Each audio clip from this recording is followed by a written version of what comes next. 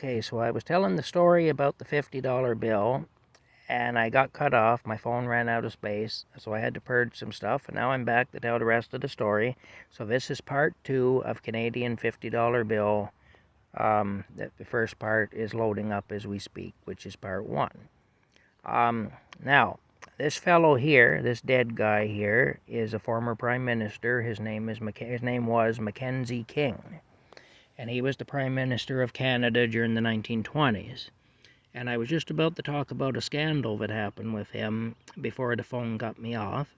The scandal was known as the King Byng affair. Now, I should mention, in case you didn't watch the other video, Mackenzie King was an interesting character. He practiced spiritism. He used to have seances at 24 Sussex Drive, which is the official residence of the Prime Minister of Canada. The table would come up off the floor and all that business. He was heartbroken over the death of his mother, who he was quite close to, and so he was always trying to communicate with her in the afterlife or whatever through spiritual mediums and stuff like that. Anyway, on to the King Byng affair. Of course, the King part of it is Mackenzie King, the Prime Minister.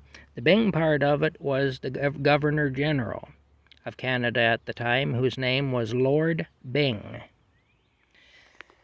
He was a lord, a British lord, and his last name was Byng. I don't know what his first name was, but anyway, he was Lord Byng, so it was the King Byng affair. And how things work in Canada is, if the Prime Minister wishes to call an election, he has to ask the permission of the Governor General, who is the Queen or King's official representative in Canada. He has to go to the Governor General, who was Lord Byng at the time, and say, hey, I'd like to call a federal election. Now, the Governor General has a legal right to deny an election if he feels that it would be for the best, that there's no election. Now, it's generally accepted, though, that the Governor General is never to avail himself of that right. Canada's a weird country in certain ways, and I'll tell you, the Governor General, I gotta clean my nails, obviously. The Governor General, I was digging in the dirt today, the Governor General, even though he has that legal right, it's kind of an unwritten rule, he's never to avail himself of it.